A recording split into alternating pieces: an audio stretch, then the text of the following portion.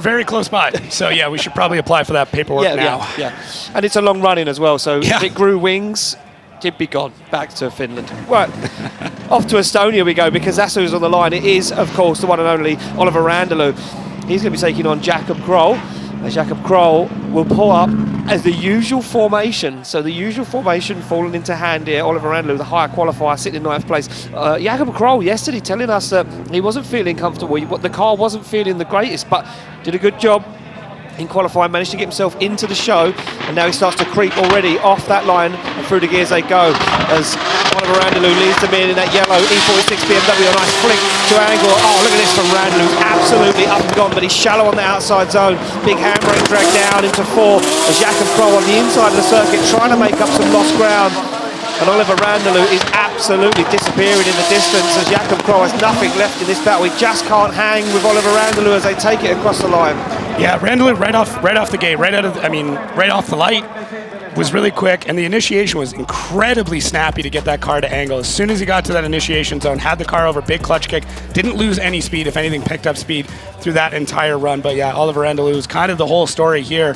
Just really getting out as far ahead as he possibly could over Jakub Krol, who at first I thought, okay, he just kind of got caught up at initiation. Usually drivers can make their way back into the fight a little bit later on.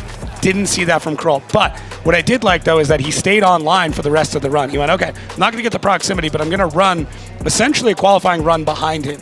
And that way, if there is some sort of issue, at least I'm not zeroing out. I know I'm this far out, but don't do anything crazy where I could potentially get a 0 in the chase, because if we swap this around, at least I finished the run without further into the distance away from us. So they've, a lot of the teams have said, like, look, the car's fine, let's just get out and practice and try and do the best we can. We're back on the line with Oliver Randalu now in the chase position. As you can see, Jakub Krol in that carbon Kevlar X15 off the line. Through the gears they come, down, and Jakub Krol very slow. Looks like a big wobble from the front wheel there. And Jakub Krol, and you can see it, the initiation held back Oliver Randalu as he now flicks in a little wobble. He's shallowed up the angle. Both guys struggling to get to outside zone 4. As now Oliver Randalu makes the dive, pushes up onto the front wheel with that S15 as they fire through down into outside zone 7. More pressure applied from the Estonian as he now works his way right onto the door and across the line. Yeah, I'm really wondering if Jakub Krol has some sort of issue going on that he's fighting through, because that car definitely seems like it's down on speed, down on power. But a great job from Randalu of not being overly aggressive, not zeroing himself out in the chase, as we kind of talked about before. Because if that would have happened, that could have potentially gone to Jakub Krol just because of that case. So very strategic work there from Jakub Krol, who, like we were saying, probably down on some power, but Randalu aggressive, but not doing anything too aggressive that would end his weekends already. We've got a lot of fans from all over. Continents. I mean, that's a lot of guys travelling. It's amazing. Treating this event like a holiday. We're going to Spain, we'll have a holiday. Well, here we go, decisions in from the judges. Slide them left for Oliver Randalu, or right for Jakub Krol. Look at this, Krol already knows it's going to be Randalu. Oh, but it's a split decision. Oliver Randalu gets the win. One judge going for a one more time. Not as clear cut for him, but the other two deciding that Oliver Randalu will be the guy that goes through to the top 16, the main show. It doesn't stop getting heavier. Every single run of this top 16, again, looks like a final, as we mentioned in top 32. It's going to be Lauri Heinonen to take on Oliver Randalu. Look, Randalu has been on the podium before. Can he do it again? He has a big ask right now. Heinenen's on a flyer. He looks confident. No change in the car. He just nods to the cameraman. He said, thumbs up. I'm ready to rock and roll. It's business as usual for Lauri Heinonen. The Finnish driver sits alongside the Estonian of Oliver Randalu, and Randalu is in the zone. Look at this, fully focused. He's not messing around. He means business this weekend.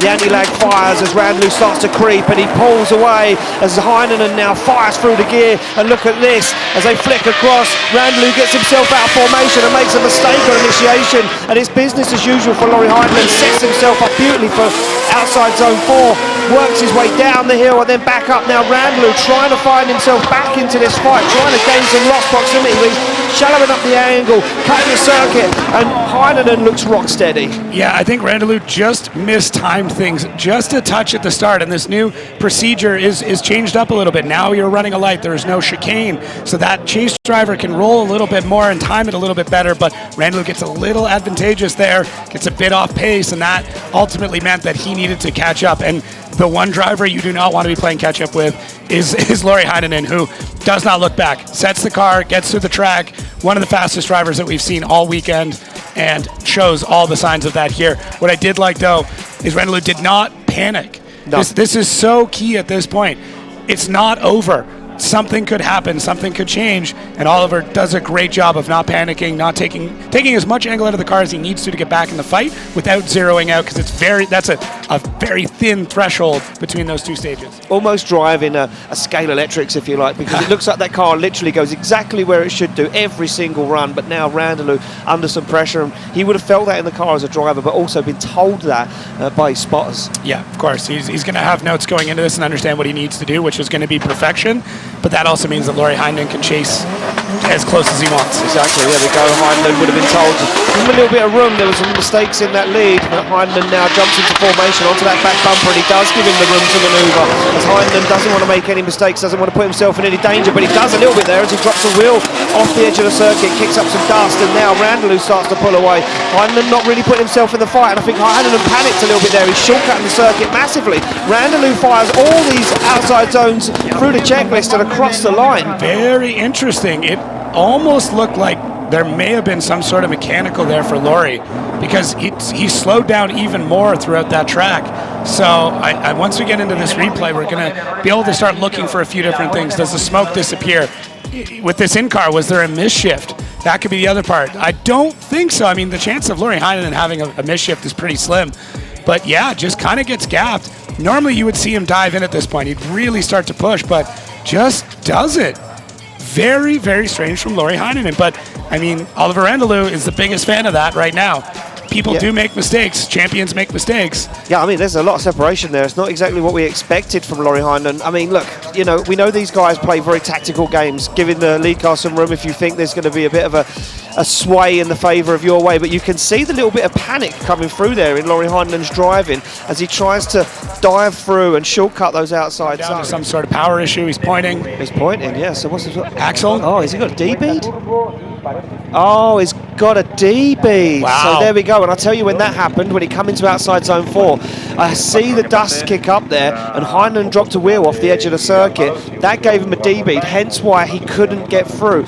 And I'm also being told that James Deane's car is down to 6 cylinders for the runs. So James Deane won that battle on 6 cylinders. Fresh news coming from the paddock to my headset. Now, I'm hoping that's not like a permanent 6 cylinders. Well, that's what I'm thinking. They do have a full spare engine. I don't think there's enough time to make that swap.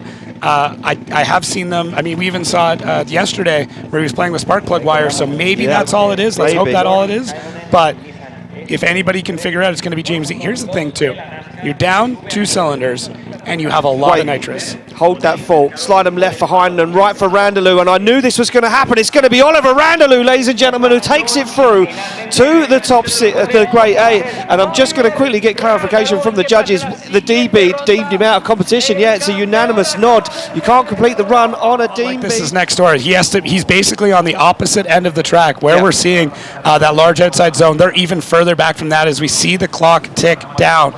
The next 1 minute and 50 seconds is going to determine the future of James Deane, potentially the future of the entire championship right here because of 2 cylinders. So hopefully, I'm really hoping this ends up just being a spark plug wire issue or something small like that, but you don't know. These engines are so high strung and they really beat these cars into submission every single run. Yeah, it is. It's like a wrestling match between the driver and the car some of these times, because the driver is wrestling this car into doing what it needs to do. Here he goes, the bonnet shuts on James Deane's car, he fires it up, it sounds like it could be running on 8 cylinders. He looks at the dash and you can hear him missing. You know these cars. He looks across to the cameraman and he says, is it enough? He doesn't know. He shakes his head, he slams it in gear, he says, well look, we only have one opportunity, Jacob, and that's just to go for it. Yeah. If it works, it works. If it doesn't, well, we tried everything we could. Drama already at round 2 of Drift Masters 2025 as James Deane makes his way to the start line. This is hanging on by a thread. 50 seconds to go. He's going to make it in time, I'll tell you that. But will the car make it to the end of this run? Yeah, and really James isn't going to know exactly how this car is running or operating until he makes it into the burnout box. It's the same story we saw with Dave Egan, where okay, everything runs, it seems okay, it gets into the burnout box, realizes there's an issue and goes to send it anyways. James Deane's got a full engine sitting in those pits. I know they thought about swapping it, and I know they looked at the time and said, I don't think it can happen. And this is it. 20 seconds remain for James Deane to get that car to the lines. You can see him firing down what is, I believe, the front straight of this racetrack. Yeah, and he's already trying to scrub in those front tires on the way over because he's not going to have a lot of time to scrub in the back. So. No, he certainly isn't. He's probably been doing a little bit of tyre warming as much as he can. Yeah, look, and he's been given the signal. He made it in time, just about. But yeah, our start line Marshall Martin's like, look, we need to go. And look at Oliver Randalu in the car. He's like, hey, I've been sat here for 2 minutes. I need to re-warm my tyres. Yeah. Oh, look at this. And Randalu now starts to put on a protest. I mean, I get it, so... Let's see here. No, he's been disqualified from competition. Oliver Randalu gives a signal to say it's been 2 minutes. Randalu leaves the line and James Deane is disqualified at the line. Wow. This is something we are going to be talking about for a very, very long time. But at the end of the day, the rules are the rules. You have 2 minutes. Everybody plays by the same clock. And this one ran out on James Deane. Yeah, look at James Deane, he accepts the fate and he shakes our start line Marshall Martin's hand and says, look, what can I do? Yeah. He knew he couldn't fire that car into that first turn without warming the tyres. No. It's too risky, it's too dangerous. James has already been in a situation this weekend that he was so upset about, he didn't even want to talk about it with anyone else. And James wouldn't take that risk again. That's because he is the machine, the sportsman. An unbelievable driver that has done this time and time again. Oliver Randalu, look, he sat there and said, I'm not messing around. The clock says go, I'm going. Listen, they're all friends at the end of the day, but before that, at the beginning of the day, they're competitors. And that's it. These are the rules. You know, there's no special treatment here. Yeah, look, they've all said it. When the visor goes down, the car goes in gear, it's business. There is no friends on track. And look at this, James Deane pulls to the line, but it's too late. The start line's activated, and Oliver Randalu says, look, you weren't there, I'm gone. Oh, just a mistiming. One less donut. It could have been it. But we also don't know. Maybe there was more issues and James goes in and this becomes a way worse story. He already got away lucky with one incident. Could have been another one. And I mean, just absolutely gutted. I'm sure he understands, but rough. He gets it. He's a competitor. Yeah. He's a world-class competitor. So, you know, probably saying, oh, you should have, you know, should have called me over, but either way. Well, there we go. We need to make it official, and it is official. Oliver Randalu will get the win and advance through to our final four with a huge upset as James Deane pulls to the line. Near the end here, and Jack Shanahan pulling up into that lead line. Randalu falling back into the chase section. Yeah, no option for Oliver Randalu. Jack Shanahan opting to lead first and keeping to that, you know, that formation that we're used to for many years of drifting. Jack Shanahan doesn't want to rewrite the script. Maybe later on in the year he'll try and switch it up a little bit, but this round, for now, Jack Shanahan feeling comfortable. Look at that, thumbs up, he's ready to rock and roll, and he would have been given all the encouragement for everyone in the paddock, everyone behind the scenes saying, look, this could be the time to shine. But Randalu, he says, I've been here before, I've been in a final. I want to get back in that final. I want to be back on the podium. He doesn't even look at the camera. He's fully focused as Randalu waits to get the signal from our start line Marshall Martin. This is it. This is the first battle in our final four. They get the green light to go and they are off. The start line through the gears. It's going to be Jack Shanahan to lead in Oliver Randalu, and it looks slow, but it isn't slow as Shanahan clicks the clutch. Randalu is all over the side and the back bumper of that GT86.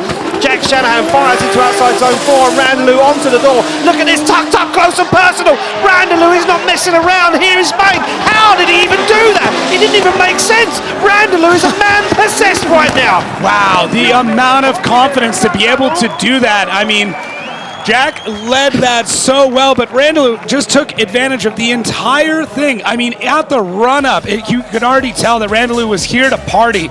Look at this, starts to dive in, making these small corrections, and there it is, rubbing that tire on the door of Jack Shanahan. What a flex. Just to go, Jack Shanahan, I'm right here. Here's my tire, there's your door. We're going to put 2 and 2 together and see how the rest of this run goes. Pushing Jack Shanahan around a course is not something anyone should take lightly, or that transition. Wow, Randalu, I don't know where you got that confidence from. We have seen nobody all weekend do that transition. No. Nobody has done. At some point, you don't think about driving, and it's just pure instinct, and that's what that was. That was just pure instinct of, I'm going to turn my brain off. I'm just going to drive how I know how to drive. Well, there we go. It's time to switch him around. Shanahan would have been given all the notes for the spotters to say, look, you need to go above and beyond right now. As they come off the line, they get the green light. Randalu slams through the gears. Jack Shanahan now falls into the position, but Randalu is up and gone. Can Shanahan make up some lost ground here? He makes a dive, he fires it on big angle, he's coming in backwards to Randalu. That's insane from Jack Shanahan as Randalu glues it to the outside line. Now Jack Shanahan trying to repay the favour. As Randalu drives on the angle, he goes for that inner and out of zone, and look at that, Shanahan pushing him across the line. Oh man, what a great way to respond to a chase like that. Jack Shanahan knows it. Guaranteed he was told what had just happened, and then Jack Shanahan just absolutely throwing caution to the wind on this time. Look at more angle than Randalu. That is one way to slow things down. Randalu a little bit narrow through that section there, and Jack had to make the correction, but instead of doing it with an e-brake, instead of slowing the car down, he went, nah, I'm going to throw a backy just to show you I can do this run better than you can, but from the chase. And then Jack Shanahan here right at the very end, just getting that tire right next to the door. A little bit of an intimidation factor when they come across the line, but Jack Shanahan, who throws a backy to slow your car this weekend? Part of me wants to know what they're saying, but I think it's not PG, so because yeah. there we go. Who's it going to be? Oh, it's going to be a one more time. There's no messing around. The judges just look at me and go, oh yeah, we're going to do that thing again. These two guys are going to go at it again. I run my lead run, and then I door him the next one. Yeah, that's all it's going through. But Oliver Randalu says, okay, well, I'll just door you first, like he did last time. And there's a bit of an advantage. Randalu, I mean, he's got fresher tires in the chase. It's much easier to run a chase like that. So, but yeah, Jack, creature of habit. Yeah, knows what he likes, sticks to what he knows. This is true, very true. Exactly that. So there we go, they sit on the line ready to go. Randalu, I mean, I don't know what more Randalu could do in that chase, because it was phenomenal from where I was sitting, that's for sure, and I'm sure you guys watching online with us will agree. But the light goes green and they're through the gears. It will be Shanahan to lead out Randalu as they flick through the gears and flick the cars to angle. Look at this from Randalu, he's closer than he was before. Pushes Jack Shanahan as wide as he'll go to the edge of the circuit. They scrub the speed down into outside zone 4. Shanahan fulfills the outside zone, and Randalu's back there again. Will he try it? He certainly does. He drops down on the inside. Randalu more aggressive than he was before, closer than he was before across the line. That was nuts. I mean, Randalu figured out, okay, I can get more proximity for a couple more seconds here or there, but Jack Shanahan going off track there, little worrisome, because I was seeing big chunks of rubber being kicked up all the way through that run, so we don't know who that's for or from, but Randalu, one tap right there as we push out nice and wide. Jack Shanahan still on it. And then Randalu here again dives in, another tap just to be sure, coming through that inside clip. But wow, for both of these drivers, Jack Shanahan just absolutely crushing things in the lead, and Randalu in the chase, just punishing Jack Shanahan any moment he's got and just shoving that car around. So yeah, I was seeing big hunks of rubber flying up. I wasn't sure if that's what's been left on the track or that was fresh off one of these cars, but we will see. Oh, this is incredible. Itay Sadeh's father and Spotter sit down there watching on the big screen as Shanahan pulls into the chase position. The thumbs go up either side, the door slams shut, the cars go into gear and they come off the line under the green light. It will be Randalu to lead out Jack Shanahan. Only one spot in the final away, so look at that, a strange initiation for Randalu. Massive understeer for Jack Shanahan, he has to shut it down as Randalu given the opportunity to drive away. I would love to know what happened to Jack Shanahan as they fire through. Randalu puts the car right where it needs to be, stands on the throttle, whatever on the foot brake, and gets it across the line. You saw Randalu there as he gets across the line, looking back across to see. And yeah, I'm wondering if Jack ended up losing a tire. As we take a look around, Jack Shanahan, this is the main story here, goes to initiate and just nothing. So could be that belt issue that we saw earlier ended up being power steering, but I'm not sure. But the story right now, really, Randalu moving on. Wow. Yeah. Well, I mean, we assume so. The judges are still looking at the Here's start. a good point. Maybe I missed something. Hey, those guys love to find out what happened to Jack's car. He goes over to the front wheel and has a look, and I think he says, yeah, no, it wouldn't do it. Yeah, power steering, just understeered clean off the edge of the track. Unfortunately, nothing Jack could do. Start left for Jack, right for Oliver Randalu. Who's going to the final? Of course, it's going to be Oliver Randalu. Oliver Randalu gets the win, advances through to the final. Jack Shanahan will face off against Kevin Purser in the third and fourth place playoff. That is going to be interesting if they can get that car fixed. There's not a lot of time.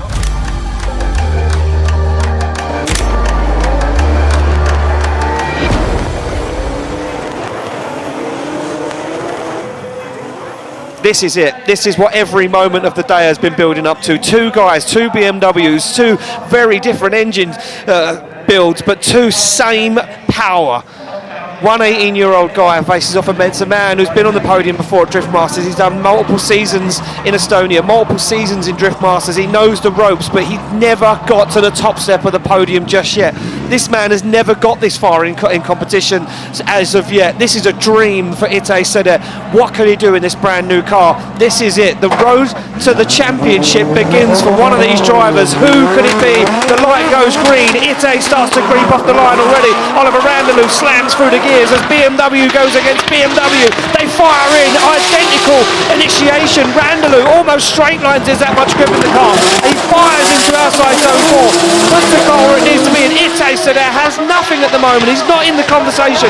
Randalu is a man possessed as he puts that car right to the edge of the circuit from angle to angle. What a way to try and take home the win in your first run. I mean, Oliver Randalu crushing through that, just picking up speed, hawking angle, just trying to throw Itay off of his game in any way that he possibly can. The moment that light dropped, that was it. Oliver Randalu shot out of the gate, initiated super hard, and just went, I'm going to run my race right now. As you can see there, Itay fighting to get back into the game on this one. Now, it is not over by any means because Oliver Randalu has been driving that car so hard. He would have been way up there, but he just can't. He couldn't do it yesterday. The nerves were too much. Round 2 nerves settled in for him, but now he's blown off the cobwebs. He feels back at home in this BMW. The story could come alive for Randalu right now as he sits there feeling even more confident knowing that Itay Sadeh wasn't on the door. He couldn't give him the chase. Itay Sadeh says, I still believe I can be there. I can still believe I can win a round of Drift Masters. Who will it be standing on the top step? Let's find out as they go through the gears.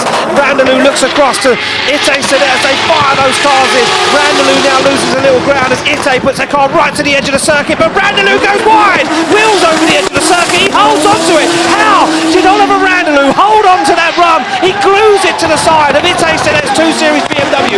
They fire through that inner zone as Randalu takes another bite out of the back bumper. Wow. Unbelievable scene. What a crazy, crazy run there. Oliver Randalu harnesses all that aggression, but it almost went too far. It almost ruined the entire weekend for him, but Itay did not flinch, knew what he was up against, fired into that run, all the confidence in the world, and driving like he was twice his age out in the lead there. Look at the speed of these drivers. It is insane how much confidence you need to huck it right at that wall at a full clip as both drivers parallel as they come through that zone. The sturdiness, the steadiness, and just the pure insanity that it takes in order to get around this track in the first place is wild, but to do it in such fashion is absolutely next level. They were pushing so hard they were both almost running the wall. Itay threw everything at that and the kitchen sink. Look how wide he goes on this outside zone, but Randalu says, look, if you're going there, I'm going to follow you in. He glues it to the door of the young man and he says, I'm not letting you get away. You're not moving an inch away from me. But he can't get that proximity he did with Shanahan. Itay has turned that car up to 100, but Oliver Randalu still threw everything in the tool bag at that one. He wants to win. Look how dialed he is inside the car. Unbelievable. Just nuts. This is when you need to pull out all the stops, and that's what we saw from both drivers there. Literally almost completely demoing both cars just to get the win here in Spain. That's what you need to do. We talked about it before. You have to be ready to build a new car in order to win, and both these drivers came very close to having to do that. Well, here we go. They're on track, arm in arm, because for both of these guys it's a dream come true. But who will be the round 2 winner? Slide them left for Randalu, right for Sadeh. It's going to be the man from Estonia. Oliver Randalu does it. He wins his first ever round of Drift Masters and takes the top step on the podium. He's elated. He jumps onto the roof of the car. Years of hard work, struggle and pain come to this moment as Oliver Randalu finally does it. The emotions burst out of him, and that to any driver means the world.